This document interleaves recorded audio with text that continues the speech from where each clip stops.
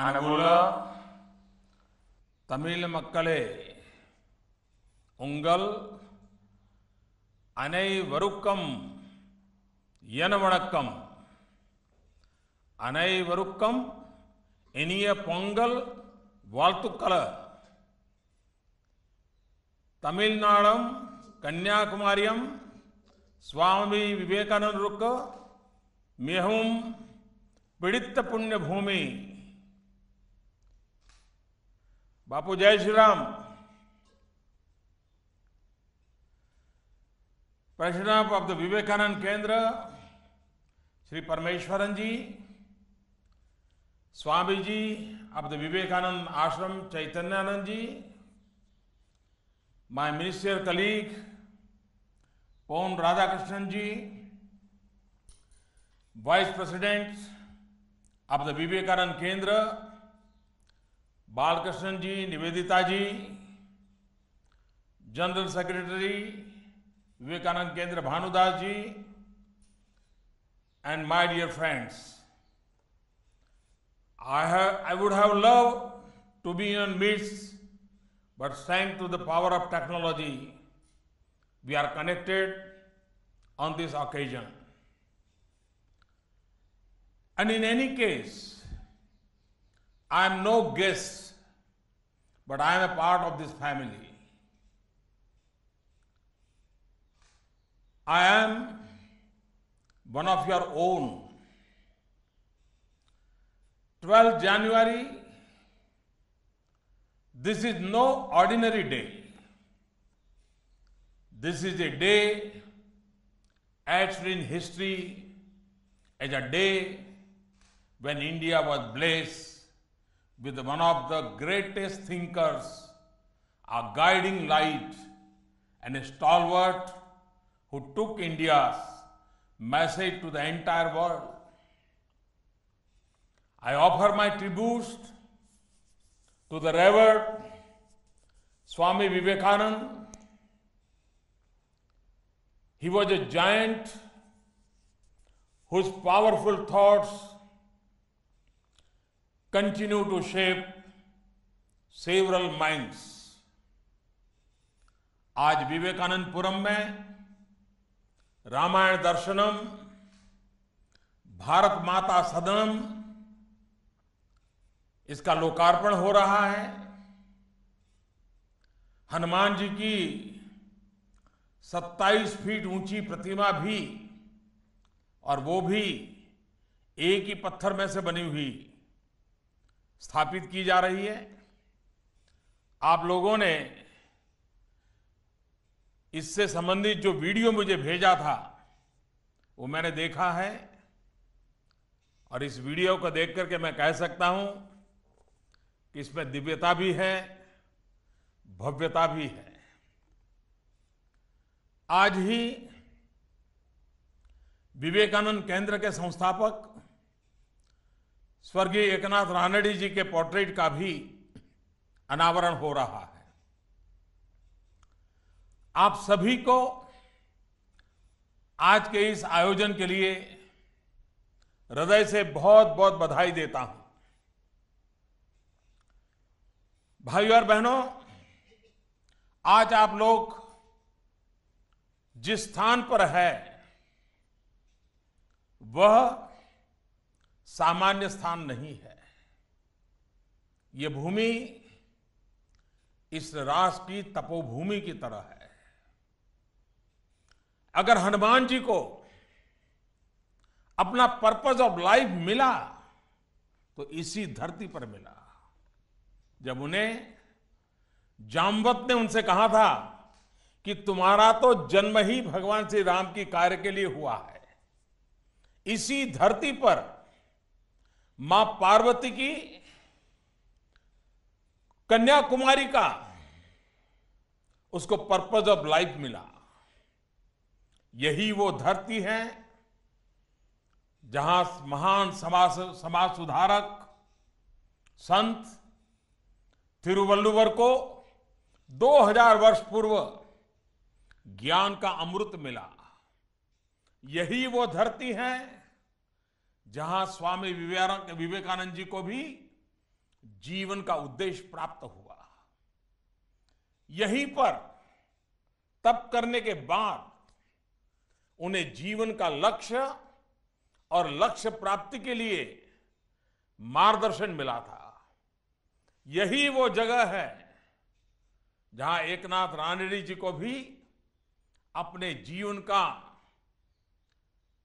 जीवन की जो यात्रा थी उसमें एक नया मोड़ मिला, एक नया लक्ष्य प्रस्थापित हुआ। उन्होंने अपना पूरा बाकी जीवन वन लाइफ वन मिशन के रूप में इसी कार्य के लिए आहूत कर दिया। इस पवित्र भूमि को, इस तपोभूमि को मेरा शत शत वंदन है, मेरा नमन है। साल 2014 में जब हम एकनाथ जी के जन्म शताब्दी मना रहे थे, तब मैंने कहा था कि यह अवसर युवाओं के मन को जगाने का है। हमारा भारत युवा है, वो दिव्य भी बने और भव्य भी बने। आज दुनिया भारत से दिव्यता की अनुभूति की अपेक्षा कर रही है और भारत का हर गरीब, दलित, पीड़ित, शोषित, वंचित यह भारत की भव्यता की अपेक्षा करता है। और विश्व के लिए दिव्यता तो देश के अंदर के लिए भव्यता, और इन दोनों का मेल करके ही राष्ट्र निर्माण की दिशा में हमें आगे बढ़ना है। भाइयों बहनों, आज भारत दुनिया का सबसे यंग कंट्री है, युवा देश है।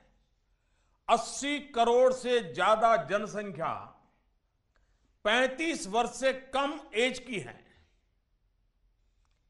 स्वामी विवेकानंद अगर आज हमारे बीच नहीं है, साक्षात रूप में नहीं है, लेकिन उनके विचारों में इतनी पावर है, इतनी ताकत है, इतनी प्रेरणा है कि देश के यूथ को संगठित करके नेशन बिल्डिंग का रास्ता दिखा रही है।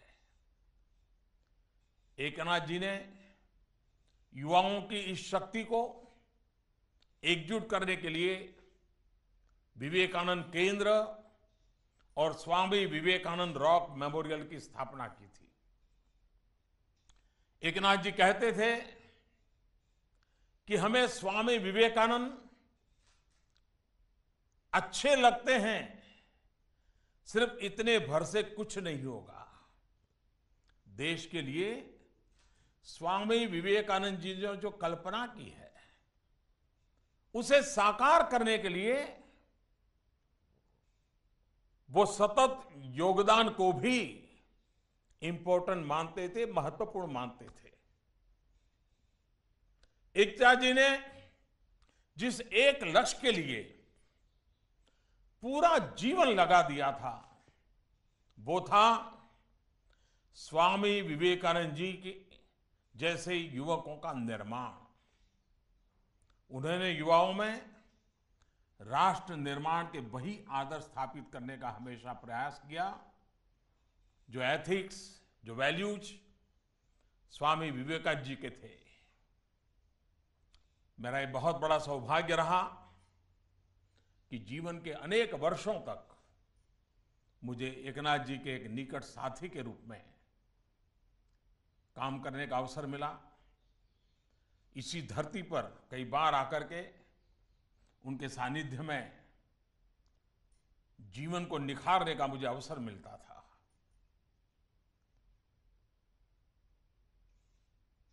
एकनाथ जी के जन्मशती पर्व के दौरान ही तय हुआ था कि हमारा कल्चर, हमारी संस्कृति और हमारे थॉट प्रोसेस पर रामायण के प्रभाव को दर्शाती एक प्रदर्शनी शुरू की जाए। आज रामायण दर्शनम भव्य रूप में हम सभी के सामने है। और मुझे विश्वास है कि देश और दुनिया के जो यात्री रॉक मेमोरियल पर आते हैं, ये रामायण दर्शनम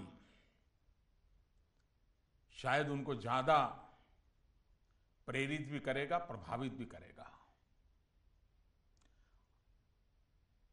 श्री राम भारत के रग रग में है, जन जन के मन मन में है,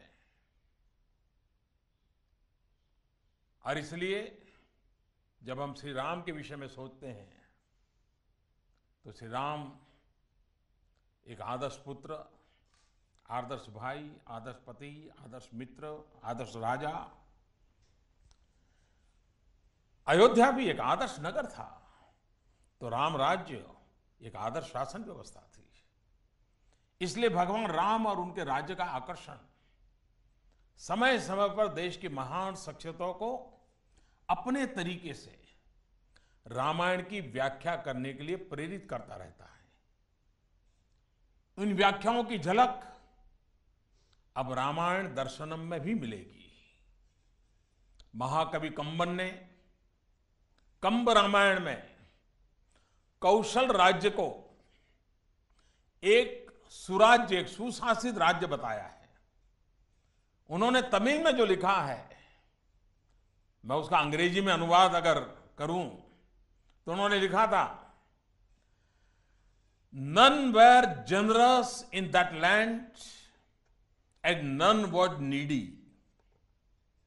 None seemed brave and none defied. Truth was unnoticed as there were no liars.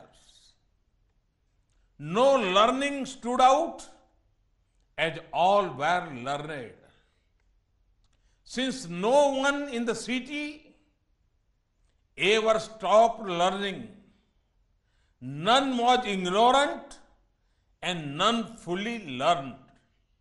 Since all alike had all the wealth, none was poor and none was rich. ये कंबन द्वारा रामराज का प्रेजेंटेशन है।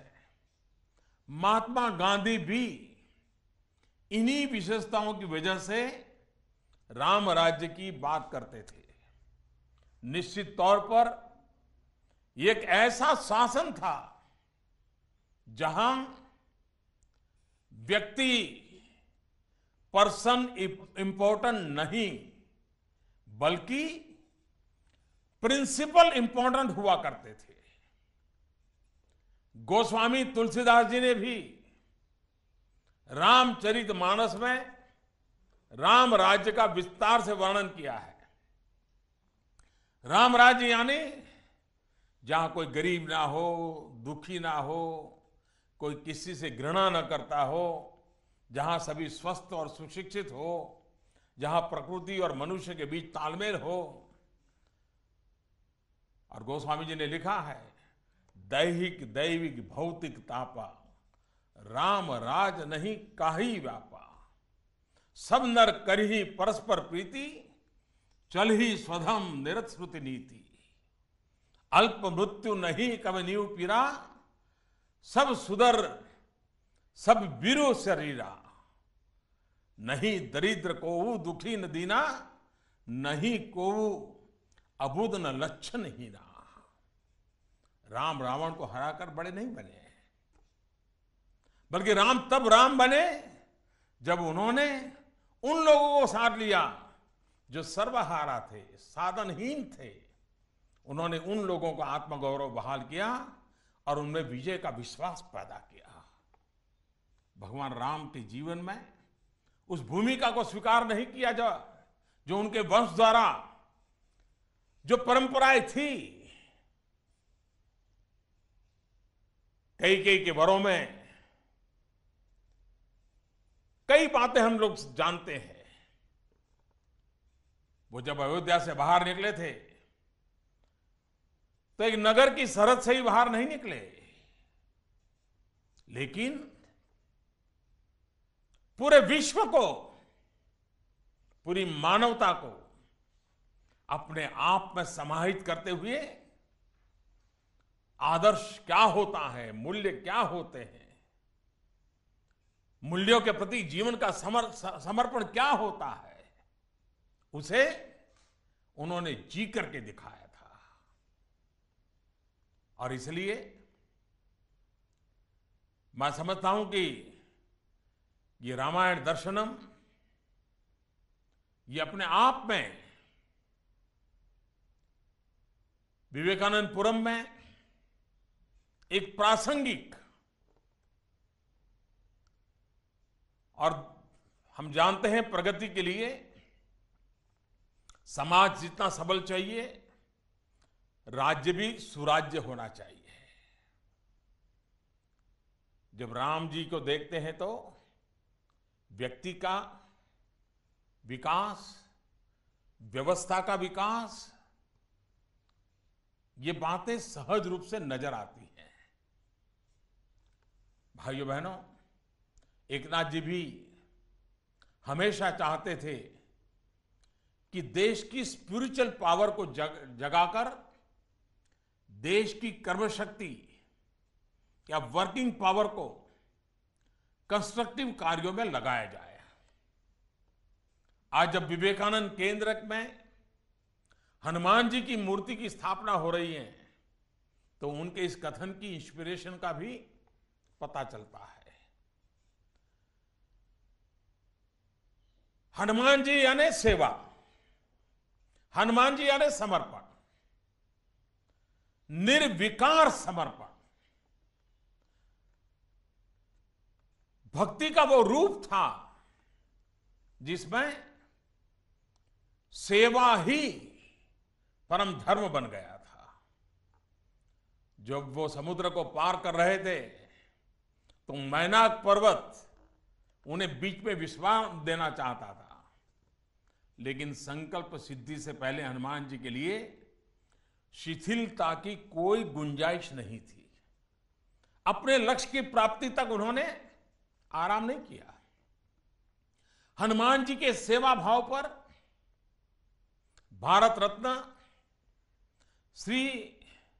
श्री राजगोपालाचारी जी ने भी रामायण की व्याख्या करते हुए लिखा है, जब हनुमान जी सीता माता से मिलकर वापस लौटते हैं, भगवान राम जी को माता के सकुशल होने की बात बताते हैं, तो राम जी कहते हैं, the deed done by Hanuman none else in the world could even conceive of attempting, crossing the sea, entering Lanka protected by Ravan and his formidable hosts, and accomplishing the task set him by his king not only fully but beyond the fondest hopes of all. राजा जी ने कहा है कि हनुमान जी ने वो काम किया था जिसकी कोई उम्मीद तक नहीं कर रहा था। कठिनाइयों के जिस समंदर को हनुमान जी ने पार किया था वो कोई सोच भी नहीं सकता था। और इसलिए भाइयों बहनों, हम भी जब सबका साथ सबका विकास ये गाइडिंग प्रिंसिपल पर चल रहे हैं, चाहे गरीब से गरीब व्यक्ति के लिए जनधन योजना के जरिए गरीबों को बैंकिंग व्यवस्था से साथ जोड़ा जाए। आज गरीब के पास एक व्यवस्था कर करके हमने आगे बढ़ने का प्रयास किया था, और इसलिए बीमा कराने का विकल्प है। किसानों को इसका लाभ मिला है। किसानों को सबसे कम प्रीमियम पर फसल बीमा योजना दी गई है। बेटियों को बचाने के लिए, उन्हें पढ़ाने के लिए अभियान चला रहे हैं, बेटी बचाओ बेटी पढ़ाओ। गर्भवती महिलाओं को आर्थिक मदद के लिए देशव्यापी योजना बनाई गई है।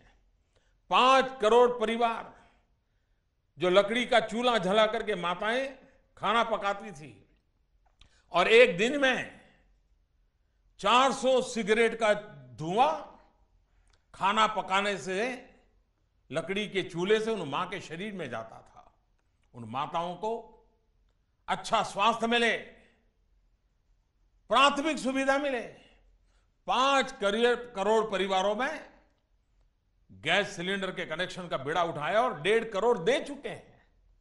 दलित, पीड़ित, शोषित, वंचित की सेवा, यही तो जन सेवा ही प्रभु सेवा का मंत्र देती है।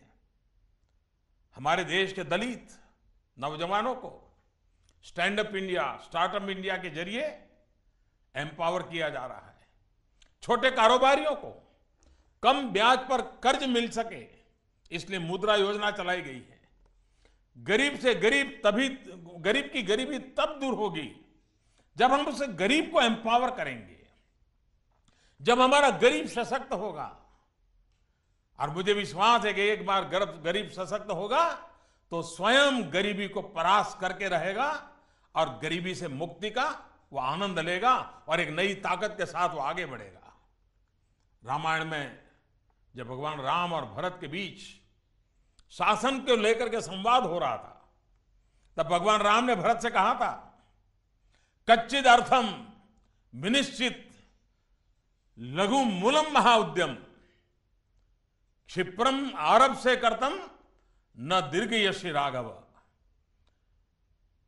राम जी भरत को कहते हैं, हे भरत, ऐसी योजनाएं लागू करो जिनसे कम से कम व्यय में ज्यादा से ज्यादा लोगों का फायदा हो। राम जी ने भरत से यह भी कहा कि इन योजनाओं को लागू करने में बिल्कुल भी देरी न की जाए। इसी संवाद के समय राम जी आगे उनको कहते हैं, भरत को एक और बात बताए और सतर्क करते हैं। वो कहते हैं, आयः ते विपुलः कच्चित कच्चित अल्पतरो व्ययः अपात्रेषु न ते कच्चित कोशो गच्छति राघव। यानी भरत इस बात का ध्यान रखना कि आय ज्यादा हो और खर्च कम हो। वो इस बात की भी हिदायत देते हैं कि अपात्रों यानी कि अनडिजर्विंग को राजकोष का फायदा नहीं मिलना चाहिए। ये सुचिता का मंत्र राम जी ने दिया था।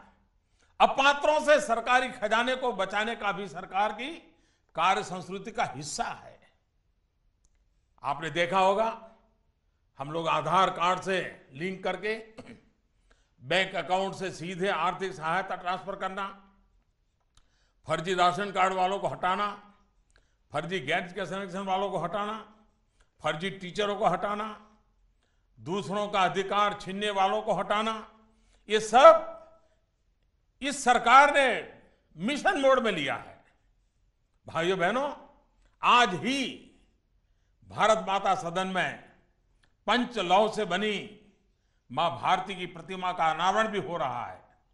मां भारती के इस प्रतीक का लोकार्पण सौभाग्य की बात है।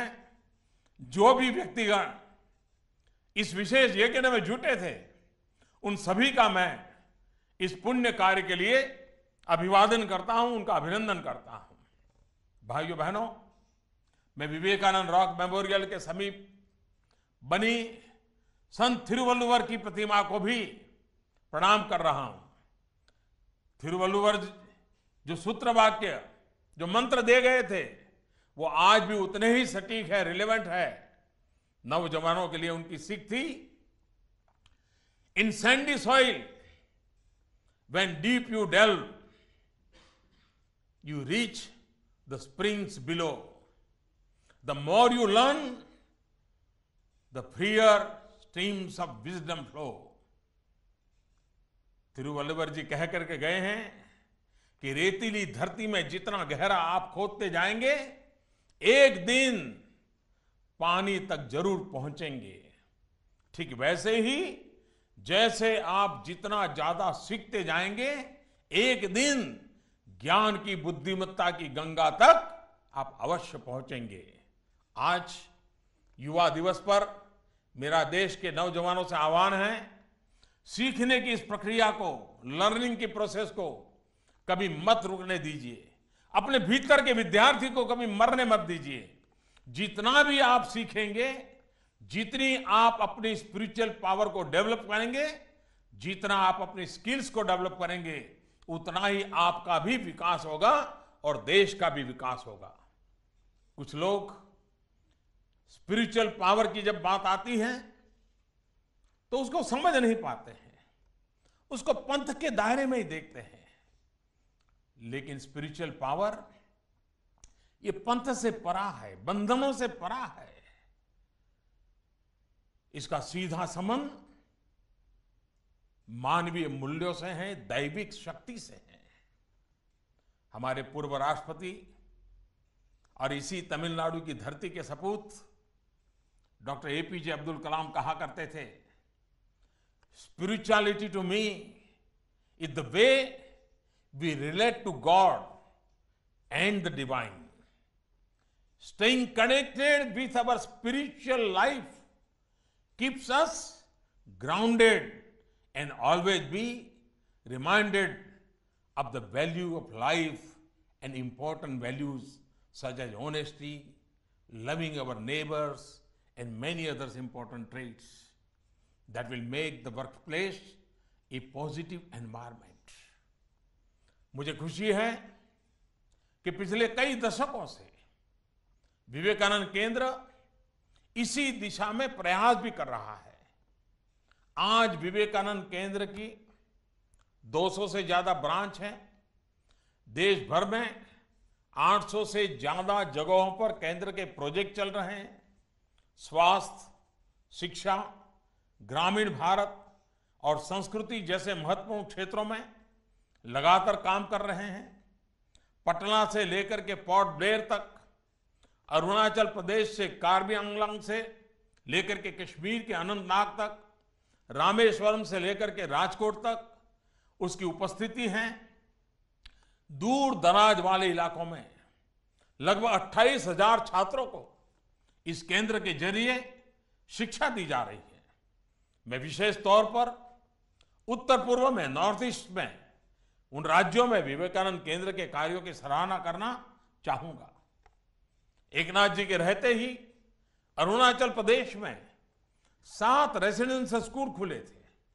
आज उत्तर पूर्व में 50 से ज्यादा जगहों पर विवेकानंद केंद्र सामाजिक कार्यों से जुड़ा है। अनगिनत छात्र, ITI student, IIT students, doctors, professional स्वेच्छा से विवेकानंद केंद्र में सेवाव्रती के तौर पर काम करते हैं। इसके लिए उन्हें किसी प्रकार की सैलरी नहीं दी जाती, बल्कि यह सब सेवा भाव से किया जाता है। मैं मानता हूं कि निस्वार्थ भाव से समाज की सेवा के लिए ये सेवाव्रती हम सभी के लिए प्रेरणा है।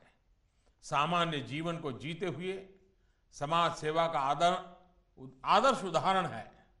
देश के युवाओं के लिए एक दिशा है, एक मार्ग है। विवेकानंद केंद्र से जुड़े लोग आज राष्ट्र निर्माण में अपना महत्वपूर्ण योगदान दे रहे हैं और वो भी सेवा के माध्यम से दे रहे हैं। मुझे उम्मीद है कि केंद्र आने वाली पीढ़ियों में इसी तरह नए विवेकानंद का निर्माण करता रहेगा। आज और व्यक्ति जो राष्ट्र निर्माण में प्रोएक्टिव होकर के अपनी ड्यूटी निभा रहा है वो विवेकानंद है। हर वो व्यक्ति जो दलित, पीड़ित, शोषित और वंचितों के विकास के लिए काम कर रहा है वही विवेकानंद है। हर वो व्यक्ति जो अपने एनर्जी को, अपने आइडियाज को, अपने इनोवेशंस को समाज के हित के लिए लगा रहा है वही तो विवेकानंद है। आप सभी जिस मिशन में जुटे हैं वो मानवता के लिए, हमारे समाज के लिए, हमारे देश के लिए एक बड़ी तपस्या की तरह है। आप ऐसे ही भाव से देश की सेवा करते रहें, यही कामना है। विवेकानंद जी के जन्म दिवस पर, युवा दिवस पर आप सभी को एक बार फिर बहुत बहुत शुभकामनाएं। बापू को मेरा जय श्री राम और वहां परमेश्वरन जी वगैरह सबको नमन करते हुए मैं मेरी वाणी को विराम देता हूं। और मुझे विश्वास है जैसा मुझे निमंत्रण दिया गया कन्याकुमारी आने के लिए, मेरा अपना घर है ये। देखता हूं कब मौका मिलता है, दौड़ता रहता हूं। दौड़ते दौड़ते कभी एक आध बार बीच में मौका मिल जाएगा तो मैं जरूर वहां उस धरती को नमन करने के लिए आ जाऊंगा, आपके बीच कुछ समय बिताऊंगा। मुझे इस अवसर पर वहां रूबरू में नहीं आ पहुंचा, इसका खेद है, लेकिन फिर भी दूर से सही, यहां दिल्ली में ठंड है, वहां गर्मी है, इन दो के बीच हम नई ऊर्जा और उमंग के साथ आगे बढ़ेंगे। इसी एक विश्वास के साथ आप सबको इस पावन पर्व पर बहुत बहुत शुभकामनाएं, बहुत बहुत धन्यवाद। तो यहां प्रधानमंत्री बने, अब क्या करेंगे? मैंने कहा गुजरात को बर्बाद किया, अब देश को बर्बाद करेंगे। उनकी तारीफ क्या पूछते हो?